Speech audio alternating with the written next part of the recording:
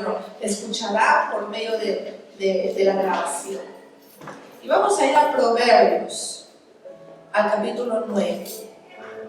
Y solamente vamos a meditar en el verso 1. Este proverbio habla sobre la sabiduría y la mujer insensata. Pero esto no es solamente para las mujeres, es para todos. La palabra de Dios se lee en nombre del Padre, del Hijo y del amado Espíritu Santo. La sabiduría edificó su casa, labró sus 7 columnas. Puede tomar su lugar, hermanos. El tema de esta mañana, te voy a hablar en esta mañana sobre las 7 columnas de nuestra vida. Las 7 columnas de nuestra vida. Y primeramente vamos a definir qué cosa es una columna. Siempre hemos escuchado, ¿no? A veces cuando los pastores han orado, le hemos dicho, eres una columna de oración para tu casa. Eres una columna financiera para el reino de Dios.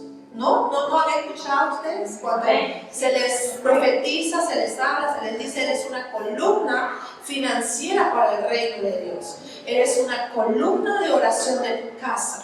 Y las mamás, los padres, estamos llamados a hacer esas columnas de oración, esas columnas de fe para nuestra casa, para nuestro matrimonio, para la iglesia, para la familia. Somos esa columna. Y por eso es que muchas veces tu familia o amistades sienten en ti y encuentran en ti ese soporte, y por eso te buscan, y por eso te llaman, y por eso piden esa ayuda, porque eres una de esas columnas del reino de Dios. Entonces, una columna, primeramente vamos a definir qué cosa es una columna y cuál es su importancia en la construcción de una edificación. En una edificación es importante que las columnas estén bien llenas de cemento, de fierro, que tengan una buena base en donde que ningún terremoto, que ningún temblor lo pueda desajustar o lo pueda desalinear. Así somos nosotros cuando venimos a Cristo. Por eso venir a Cristo no es un juego, venir a Cristo es una responsabilidad, porque ya Cristo nos ha salvado, ya Cristo nos ha rescatado, y por lo tanto nosotros somos responsables de cómo llevamos nuestra vida cristiana. Va a depender muchas veces de nosotros cómo queremos avanzar, y la llave para poder avanzar, la llave para poder adquirir esas promesas es la obediencia. Cuando tú eres obediente, cuando tú eres fiel, cuando tú eres hacedor de la palabra, tú vas avanzando, tú vas creciendo, vas alcanzando promesa. Pero en el camino vas a encontrar muchas piedras, en el camino vas a encontrar inundaciones, en el camino vas a encontrar lodos. Pero ¿a dónde tenemos que ir? Tenemos que ir a Cristo, tenemos que ir a su palabra. Y las columnas son aquellos elementos. Yo siento la presencia del Espíritu Santo, hermano. Yo misma, ya de mi boca ya no está saliendo mi palabra, está saliendo la palabra de Dios. Yo sé que algo grande va a venir, hermanos. Mis ojos naturales ahora no lo ven, pero mis ojos espirituales están visionando. Yo no estoy hablando ahorita a un auditorio pequeño, yo estoy hablando en esta mañana a un auditorio grande, donde hay mujeres, donde hay hombres. Yo no estoy mirando ahorita, no estoy visualizando algo pequeño, estoy mirando algo grande. ¿Cuándo será? No lo sé, solo Dios lo sabe. El momento. Y mientras tanto hay que seguir trabajando, mientras tanto hay que seguir obrando, mientras tanto hay que seguir trabajando como si fuera el último día, hasta poder ver la promesa alcanzada. Cuando dicen amén, cuando dicen gloria a Dios. Entonces son aquellos elementos verticales, las columnas son aquellos elementos verticales que soportan fuerzas de comprensión y de flexión. Es decir, son uno de los elementos más importantes para el soporte de una construcción, de una estructura, por lo que su construcción requiere, hermanos amados, requiere un especial cuidado. Nuestra vida espiritual requiere un especial cuidado, una especial dedicación. Hay que ponerle a Dios en primer lugar, porque si no le ponemos a Dios en primer primer lugar. En vano estamos en la carrera, hermanos. Van a venir turbulencias de diferente forma. Algunos serán de salud, otras serán económicas, otras serán matrimoniales, otras serán en los hijos. No sabemos. Es más, la Biblia nos dice claramente y es específica: en el mundo tendréis aflicciones, pero confiad en mí, dice el Señor, porque Él nos librará de todas ellas. A veces nos molestamos con el Señor, nos enojamos con Dios cuando Él no responde a nuestro capricho que a veces nosotros queremos y le culpamos todo a Dios. Mi cuñada, por ejemplo, su hijo de 20 años, recién salido a la policía, no tenía mucho tiempo, fue asesinado por 15 balazos en Chimbote, a este pobre. Su único hijo que ella tenía. Y por ese dolor de madre, por falta de conocimiento, dice la palabra, mi pueblo perece. Le han venido cosas y le ha venido este tumor en el cerebro. Pero hoy ella ha entendido y ha comprendido que era el tiempo de soltar la falta de perdón, soltar la venganza, soltar el odio, soltar el enojo, soltar la ira, soltar la amargura. Porque eso enferma, eso no deja avanzar, eso no deja crecer. Entonces, los verticales, las columnas verticales nos ayudan a estar de pie, iglesia. A nosotros, los hijos de Dios, ¿qué es lo que nos ayuda a estar de pie, hermanos? Es la palabra de Dios. Es la fe que tú tengas en la palabra de Dios.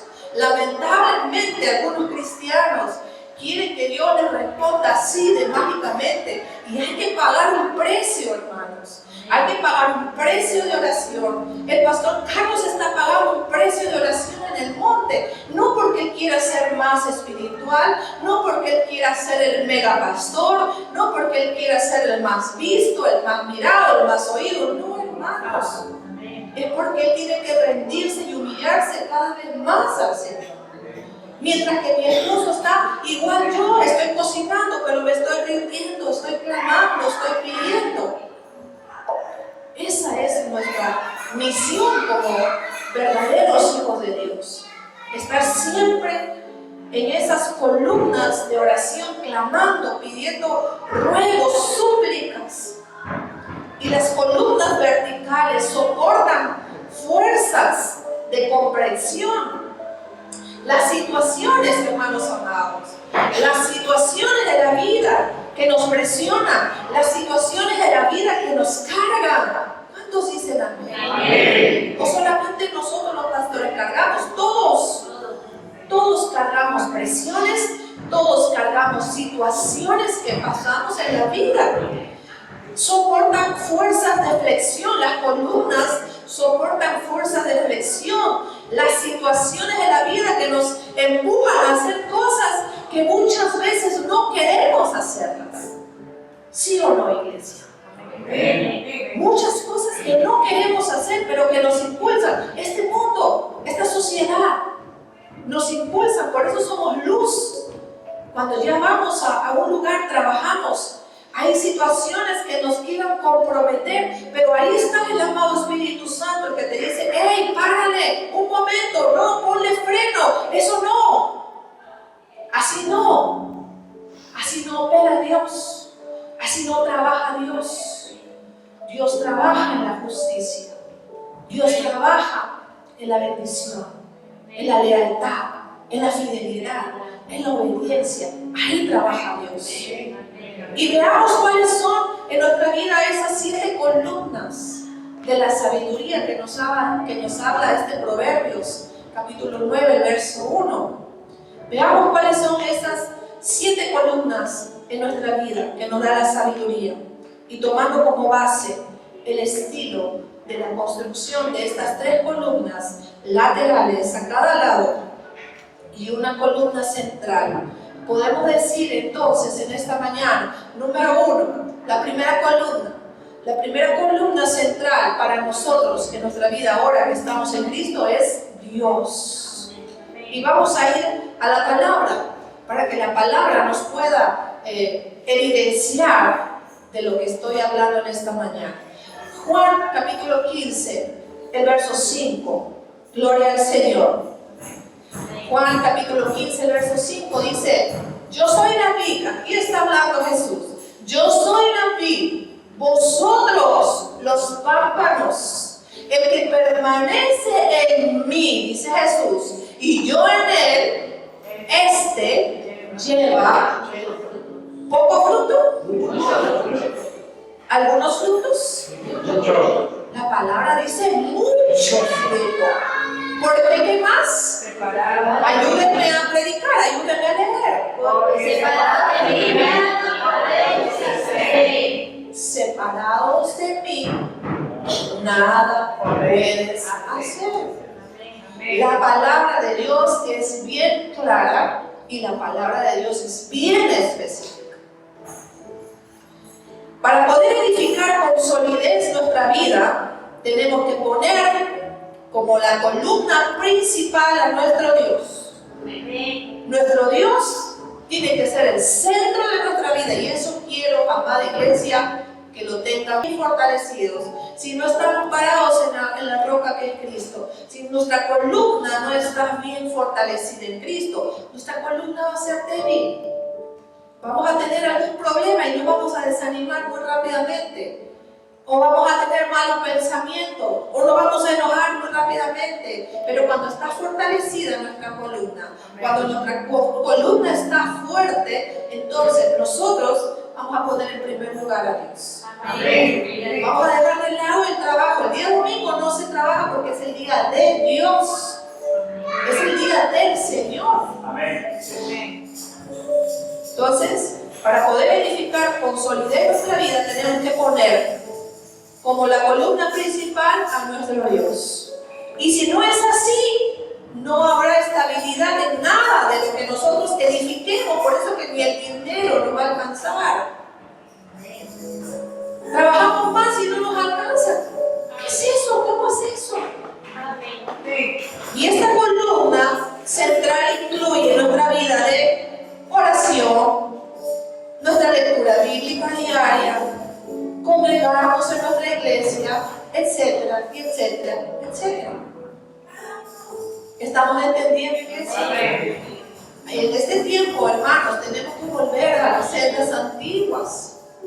Tenemos que volver nuevamente a nuestros inicios. Cuando recién conocimos a Dios, estábamos con ese amor, ese fuego. Pero ¿qué pasó con este fuego? El proceso se fue debilitando. No puede ser posible. Al contrario, ese fuego tiene que estar latente, tiene que estar fuerte, tiene que estar en aumento. No en deceso, sino en aumento. Entonces, nuestra primera columna central es Dios. Amén. Y nuestra segunda columna, hermanos amados, es la familia. Vamos a Salmo 68, el verso 6. Salmo 68, 6 dice la palabra: Dios hace habitar en familia. ¿A quién, hermanos amados? A los desamparados. Saca a los cautivos. ¿A dónde? A la prosperidad. Mas los rebeldes, ¿qué pasa con los rebeldes? Entonces, en esta mañana no estoy hablando yo porque quiero hablar, lo está diciendo la palabra. Por eso que a veces hay situaciones que nosotros tenemos, hacemos y vemos que como que se va sacando.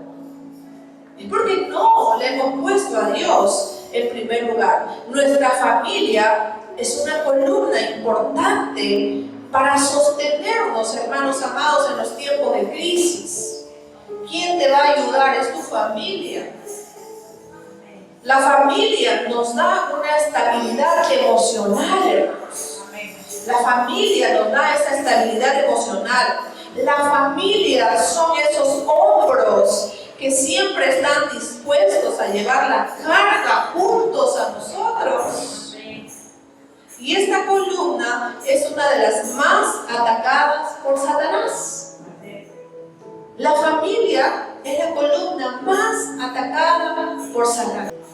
Y hermanos amados, cada vez que nosotros nos desconectamos de la unión matrimonial que se debe tener con nuestra pareja se debilitan, hermanos amados. Los hombres se debilitan y necesitan estar vinculados a sus esposas.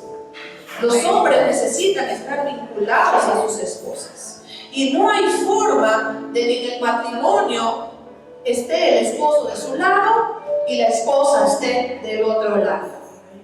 Porque esa actitud le va a dar lugar a que entre el enemigo de infidelidad. No hay forma. Entra Satanás de la infidelidad, y empieza a romper el núcleo del matrimonio. Y la única manera de que no haya ninguna brecha entre la relación de tu esposo y esposa, tu pareja no puede ser piedra de tropiezo. Definitivamente, tanto el hombre como la mujer no puede ser piedra de tropiezo para ambos. Tiene que ser la persona, el esposo o la esposa tiene que ser la persona que te impulse, tiene que ser la persona que te ayude, tiene que ser la persona que te empuje, tiene que ser la persona que te hace más fuerte, que te anima, te motiva, la ayuda. Por eso dice la ayuda idónea. Y por eso Satanás anda buscando la forma y la manera de cómo debilitar el matrimonio. De esta forma te vuelve vulnerable, te vuelve débil y el matrimonio se debilita. Por eso qué importante es, hermano, la familia. Y hay que cuidar mucho. Por eso el Señor, hemos estado sintonizados con la pastora Nercita. Ella no sabía lo que yo iba a predicar hoy, pero el Espíritu Santo sí lo sabía. Y justo en este mes, hoy día se termina el mes de septiembre, y es el mes de la familia. Hermano, como hijos de Dios, tenemos que orar los unos a los otros. En el matrimonio se tiene que practicar el verdadero amor de Cristo, porque el primer prójimo que nosotros tenemos a nuestro lado es el esposo o la esposa. Y si yo no quiero perdonar, estoy en una falta grave. Porque en el matrimonio es la primera escuela donde nosotros nos capacitamos y nos adiestramos a ser amorosos y perdonadores. Pero sin embargo, a veces nosotros queremos afuera ganar almas. Afuera somos otros y dentro del matrimonio somos otros. Y eso no puede ser posible. Tú tienes que ser tan auténtico como eres dentro del matrimonio, tienes que ser afuera. Para poder tener testimonio y respaldo, para poder rescatar almas para el reino de Cristo. Y la tercera columna es la sabia mayordomía. ¿Cuántos dicen amén? Y vamos a Isaías, capítulo 55, el verso 2. Mayordomía. Mayordomía es administración. Mayordomía es poder administrar lo que el Señor nos da. Tenemos que ser buenos mayordomos. La mujer tiene que ser una buena mayordoma de su casa, de sus hijos, de su matrimonio. El hombre igual tiene que ser un buen mayordomo de su familia, de su casa. Isaías 55:2 dice: ¿por qué gastáis el dinero en lo que no es pan y vuestro trabajo en lo que no sacia? Oídme atentamente y comed el bien, y se deleitará nuestra alma con grosura. Y la mayordomía, hermanos amados, es entendida como la responsabilidad ante Dios del uso sabio de la vida por parte del ser humano. Eso se llama obediencia.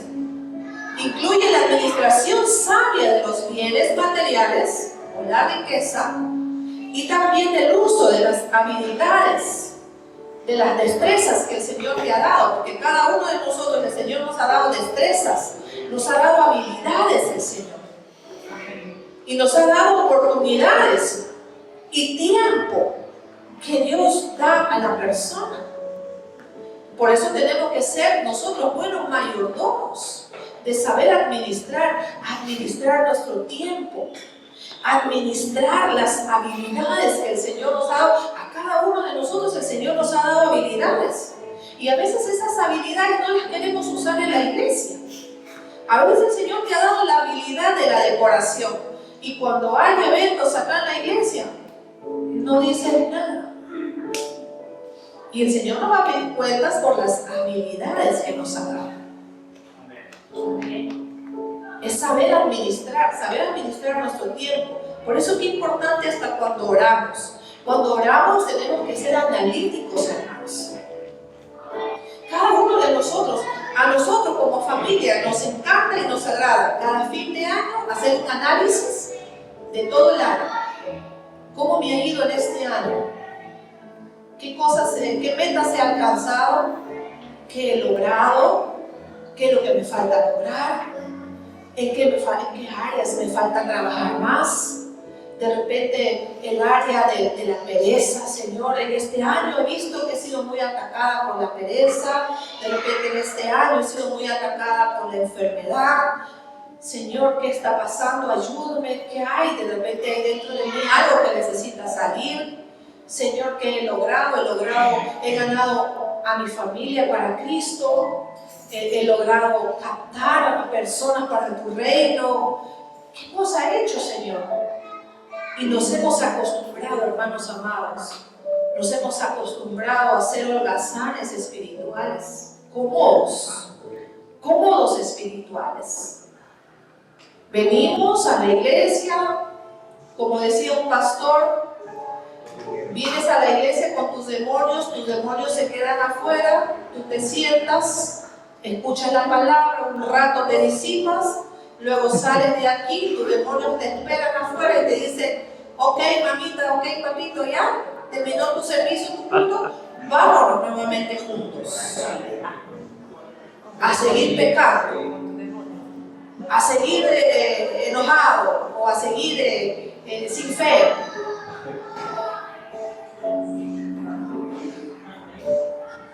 Y la cuarta columna es el dominio propio, y aquí nadie se escapa también. Segunda de Timoteo, capítulo 1, el verso 7. Qué importante lo que el Señor nos está hablando en esta mañana sobre las 7 columnas. Para mí ha sido de mucha edificación. El Señor primero trabaja con nosotros, nos enseña a nosotros, nos redarguye a nosotros, nos corrige a nosotros, para poder a ustedes poder compartirles la palabra. Segunda de Timoteo, capítulo 1, el verso 7. Porque no nos ha dado Dios espíritu de cobardía, sino de poder, de amor y de dominio propio. Entonces en la vida muchas personas querrán presionarnos a hacer lo que no queremos hacer. Tenemos que usar, hermanos amados, el dominio propio, y esto muchas veces en la familia o muchas veces en los empleos, en los trabajos. Hay cosas que nuestros jefes nos obligan a hacer cosas, pero nuestra vida espiritual en Cristo dice: no lo hagas. Y se genera un conflicto y se genera una división, pero Dios toma control de ello. Entonces tenemos que usar el dominio propio para tomar nuestras propias decisiones y para poder decir no aún a nosotros mismos, hermanos. Aún a nosotros mismos decir no a algunas cosas que no nos convienen. A veces nosotros humanamente queremos estar en el estatus social de los demás, pero a veces el Señor nos dice: no, ponle freno, no hagas esto, porque te va a ir mal. Por eso qué importante es, amada iglesia, involucrarle a Dios en todo, hasta para irte al baño, hasta para tomar una decisión, la más simple, la más sencilla. Siempre involúcrale a Dios. Como el día de ayer, ese Señor, mi cuñado dice que todo tiene, que no necesita nada. Y yo le decía, de repente una frutita, algo para llevarle. No, me dice: vaya, ven, ahorita le dan todo, tiene todo. Gloria a Dios. Pero yo me quedé inquieta, decía: Señor, pero con algo quiero llegar, no quiero ir con las manos vacías.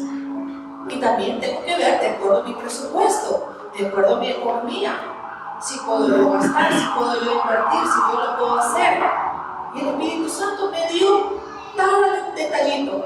una flor, un girasol amarillo, que no cuesta tanto, 2 soles un girasol, con sus llévelas. Y no saben el rostro que tuvo cuando vio la flor. Gracias. ¿A quién no le agrada que le lleven una flor, aunque sea? A una mujer que te lleven una flor, te alegra, botas una sonrisa. Y cuando empiezo, estaba yo adorándole al Señor, Señor, ¿y qué significa? ¿Qué significado tendrá, Señor? ¿Por qué me ha dicho que lleve flores amarillas? Y ya le leí por qué. Las flores amarillas te inyectan fe. Y es el símbolo, el color amarillo es el símbolo del amor, de la amistad. Qué grande y poderoso es Dios. Y la quinta columna, hermanos amados, es nuestra actitud. Qué importantes son nuestras actitudes. Proverbios capítulo 18, el verso 14. Nosotros como pastores tenemos que esforzarnos cada día en tener buenas actitudes. Amén. Porque a veces una actitud de nosotros, la oveja lo puede tomar a mal. El enemigo le puede poner a mal, a decir, no, me trató mal la pastora o el pastor. Una actitud es importante. Hermanos, yo les pido mucho al Señor. Ustedes no saben la responsabilidad que hay en el pastorado. Suena bonito cuando te dice pastora, pastor. Yo preferiría que no me digan a mí, que me digan hermana y no quiero el nombre de pastora porque es una responsabilidad. No es de que pastora o que te digan profeta.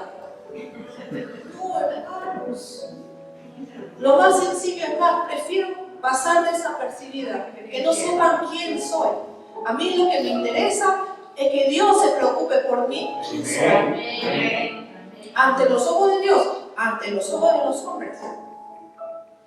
Proverbios 18:14. El ánimo del hombre soportará su enfermedad, mas ¿quién soportará el ánimo angustiado? El que está angustiado, ¿cómo está? Enojón o enojona, molesto, molesta, no quiere nada, todo le molesta, todo le fastidia, todo le apesta. La actitud. Y tenemos que saber que un barco, hermanos amados, no se hunde por el agua que está a su alrededor, sino por la que entra en él, dentro del barco. Podemos estar en una crisis, pero no debemos de permitir que la crisis penetre a nuestro corazón. Amén. Y que nos haga tener una actitud de derrota, de pesimismo. Amén. Por lo que pase, Dios está con nosotros. Puede pasar lo que pase, pero Dios está con nosotros. Por eso es importante la actitud. Pueden venir tormentas, pueden venir situaciones. Y como seres humanos en ese momento quizás vamos a llorar. Quizás en ese momento nos vamos a poner tristes. Pero luego tenemos que sacudirnos y decir, Señor, tú eres mi ayudador. Tú eres el que me sostienes. Tú eres el que me vas a sacar, Señor. Y si no salgo de esta prueba, Señor, es porque tú quieres que yo me vaya contigo. Y prepárame, Señor, para irme contigo a tu presencia. Y la sexta columna, hermanos amados, es la resiliencia. Y este texto bíblico, muchos de nosotros lo sabemos de memoria. Filipenses 4:13. Es más, nosotros lo tenemos en nuestra casa, ahí en la puerta. Tú llegas a mi casa y ves ahí: todo lo puedo en Cristo que me fortalece. Yo puedo estar triste, yo puedo estar quizás angustiada, pero llego a mi casa y veo ese texto bíblico enfrente de mi casa. Y yo no lo puse, hermanos. Lo puso mi esposo cuando se convirtió él. Él fue y lo compró, le gustó ese texto bíblico. Y yo nunca le dije, no lo pongas ahí. Él lo colocó ahí. Hasta el día de hoy está ahí. No lo he quitado, no lo he sacado. Porque cuando tengo pruebas, miro ese texto, el Señor me hace ver y me dice: todo lo puedo en Cristo que te fortalece, amada Mónica. Y cuando no me entra, tengo que volver. Todo, Señor, tu palabra dice que todo. Lo puedo. Quiere decir que puedo. En Cristo, porque Él es mi fortaleza. Amén. Una cosa es leerlo rápidamente y memorizarlo, pero otra cosa es cuando tú estás en la prueba, todo, Señor, en esta prueba que estoy viviendo, todo lo puedo en Cristo que me fortalece. Y tú eres mi fortaleza. Y tú eres mi ayuda. Y tú eres el que me levanta. Y tú eres el que, Señor, se acuerda de mí. Maldito el hombre que confía en el hombre. Hay veces que me dan ganas de correr a contarle al hombre, de contarle a un hijo, de contarle a tu esposo, de contarle a tus padres. Pero antes de correr al hombre, yo prefiero correr a Dios. Doblar mis rodillas en la madrugada cuando todos duermen y decirle: Señor, me pasa esta situación. No sé cómo hacerlo, Señor. No sé qué decisión tomar, Señor. Pero tú eres el único que lo sabe. Tú eres el único que lo conoce. Señor, si está bien que yo tome esta decisión, házmelo saber. Házmelo entender. Y el Señor va a usar las formas y las maneras de cómo confirmarte que estás dentro de la voluntad de Dios. Y no va a ser fácil. La espera desespera. Más aún cuando la aflicción es económica y que tienes que mañana pagar cosas, deudas, obligaciones. Muchas veces te has endeudado, no has querido endeudarte, no has querido ir al banco, pero la necesidad ha corrido que te vayas allí. Y luego cuando estás ya con la deuda no puedes dormir porque no sabes de dónde vas a sacar para pagar. El banco no te espera. El banco te bombardea, el banco te presiona. ¿Cuántas veces, hermanos amados, me he levantado de madrugadas a llorar en la presencia del Señor? A decirle al Señor: Señor, ya no doy más. No puedo más, Señor. Ayúdame. Y el Espíritu Santo me decía: tranquila. Pero al día siguiente no pasaba nada. Sí, Señor, pero ¿y eso? Y luego el Señor te da la estrategia y te dice: haz así y haz así. Porque a veces queremos que nuestra deuda desaparezca por arte de magia. Y no desaparece por arte de magia la deuda. La deuda va a seguir. Ya tú te embaucaste en esa deuda. Ahora lo que te toca a ti es pasarla pasito a pasito, con fe, apretadita, pero con fe, hasta salir, hasta que pase el tiempo y no lo sientas. ¿Cuánto dicen amén? Alguien le está hablando el Señor. Así como nuestros huesos tienen la capacidad de restaurarse y sanarse después de una fractura, también los seres humanos podemos ser capaces de sobreponernos a las circunstancias difíciles de la vida, superar los desafíos y aprender las lecciones. ¿Estamos aquí, iglesia? O sea, la resiliencia es la capacidad del ser humano que le permite superar la adversidad y aprender de ella. ¿Con la ayuda de quién? Con la ayuda de Dios. No con la ayuda del banco, no con la ayuda del hombre, no con la ayuda del hermano, no con la ayuda de la iglesia, es con la ayuda de Dios, hermanos. Es Dios el que te da esa capacidad de resiliencia, esa capacidad de aguante, de soporte, de poder aguantar, de poder pasar. No a todos les da el Señor esa capacidad. Todos no tienen esa capacidad, por eso somos el cuerpo de Cristo. Quizás tu esposo tenga la capacidad, pero la esposa no tenga la capacidad. O quizás la esposa tenga la capacidad, pero el esposo no tiene la capacidad. Quizás un hijo tiene la capacidad o los padres no tienen la capacidad. Pero es allí que somos el cuerpo de Cristo para ayudarnos, para darnos ánimo, para levantarnos. Pero nosotros tenemos que hacer nuestra parte. Nosotros tenemos que esforzarnos. Nosotros tenemos que ser valientes. Nosotros tenemos que tomar una decisión y decir: yo puedo y lo voy a hacer y lo voy a lograr. Yo puedo, pero está en nosotros. Porque la salvación, iglesia, es personal. Ojo, la salvación es personal. No es que mientras más me oren los pastores, los profetas, no, la responsabilidad es nuestra. Nuestro avance va a depender de nosotros. Nuestro crecimiento espiritual va a depender de nosotros. Felicito a mis hermanos que perseveran estudiando la palabra del Señor. Le pido al Señor que se contagien lo demás. Porque el cristiano tiene que ser un eterno estudiante. El cristiano que dice: no, ya sé, ya estudié, eso se llama orgullo.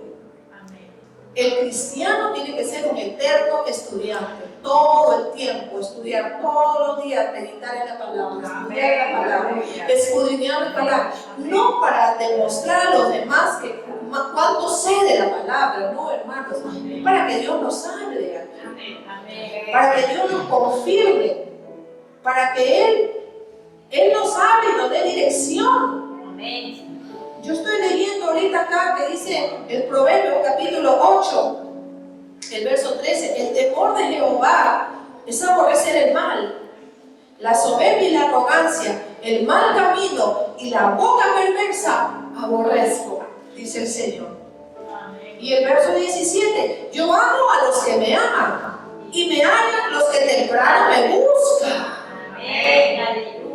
Aquí está en el Proverbios, está en el 8. Esta iglesia, toda la pandemia, las mujeres lo hemos leído todo Proverbios, desde Proverbios. Nos hemos ido hasta, ahorita estamos en 1 Corintios ya, en los ayunos, con los que vienen a los ayunos.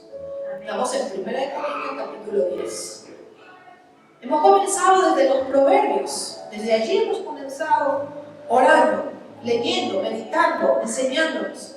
El Proverbios capítulo 38-32 dice: ahora pues, hijos, oídme, y bienaventurados los que guardan mis caminos. Atended el consejo y sed sabios, y no los menosprecies. El 34: bienaventurado el hombre que me escucha, velando a mis puertas cada día, aguardando a los postes de mis puertas. El verso 35: porque el que me halle hallará la vida y alcanzará el favor de Jehová. Mas el que peca contra mí defrauda su alma, dice el 36, y todos los que me aborrecen aman la muerte. El que está en desobediencia ama la muerte, pues. El que no quiere ponerse a cuenta con el Señor ama la muerte. Por lo tanto, por eso que el pastor Juan dice: la muerte te ensudrás, la muerte le persigue, porque no quiere obedecer. Y la séptima columna, que es la última, es la sabiduría misma y el pensamiento crítico. Hay muchos cristianos que tienen pensamiento muy crítico. Eclesiastés capítulo 4, el verso 8: el que todo cuestiona, el que todo critica.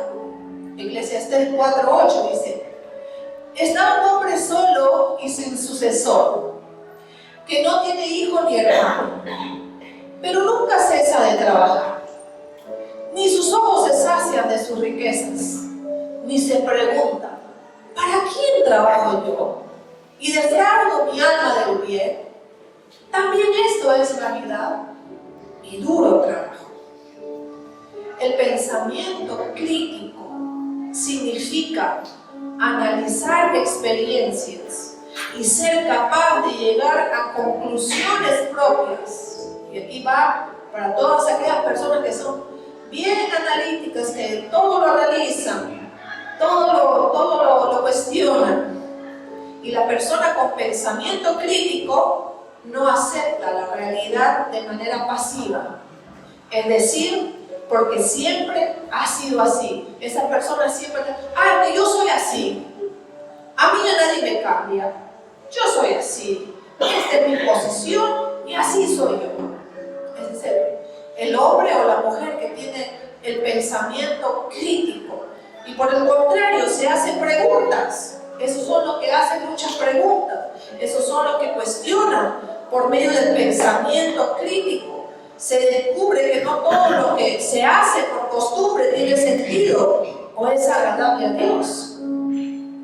Para Dios, lo único agradable para Dios es que nosotros seamos obedientes a su palabra. A veces los que son críticos dicen, ay, mira, cómo a ese hermano o a esa hermana le va tan bien. Mire, en el año, ¿cuántas veces ya se ha ido de viaje? Mira, tiene plata, tiene chiquilines, tiene recursos. ¿Quién como él? ¿Quién como ella? Pero no sabe todo lo que hay detrás de la persona. La persona es obediente, la persona es fiel, la persona es leal con Dios, tiene la llave del reino de Dios, se ha apoderado de las llaves de David. Y como es fiel a Dios, es obediente a Dios, el Señor dice, bueno, ahora este año la voy a premiar a mi hijo, voy a premiar a mi hijo. Tanto que ha trabajado, tanto que ha orado, tanto que ha pagado el precio, pues ahora la voy a bendecir. Amén. Y a veces el Señor todavía no nos bendice porque el Señor nos conoce. Amén. ¿Qué pasaría si en estos momentos nosotros tenemos en nuestro poder 1 millón de soles? ¿Qué harías tú con 1 millón de soles? ¿Le darías el diezmo a la iglesia de ese 1 millón de soles? No, dirías, no, ¿qué van a hacer los pastores con ese 1 millón de soles? No, esos pastores se alocan, esos pastores se pierden, esos pastores se van de viaje. No, lo primero que haces es, me voy a comer todo lo que no he podido comer cuando no he tenido los recursos. Y empiezas a disparar como mono con pistola, como dice ese refrán. Empiezas a disparar por acá, shopping, por aquí, restaurantes, por aquí. Y te alejas del Señor, te apartas del Señor, ya no vienes a la iglesia porque ya me bendijo Dios, entonces, ¿para qué me voy? Se va al mundo.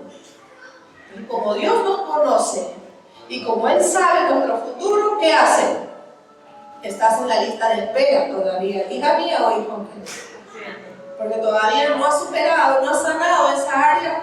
El día que lo superes, el día que te sanes, ese día te voy a bendecir. Gloria a Dios. Y ahora yo entiendo muchas cosas. Y digo, wow, Señor. Ahora te entiendo. ¿Por qué no vienen algunas cosas? Porque tú, Señor, todavía tienes que seguir arrancando de raíz muchas cosas que están en nuestro corazón. Espero que estas 7 columnas que el Señor te ha hablado en esta mañana las puedas poner en práctica a partir de hoy, porque el Señor quiere llevarnos a otros niveles de fe.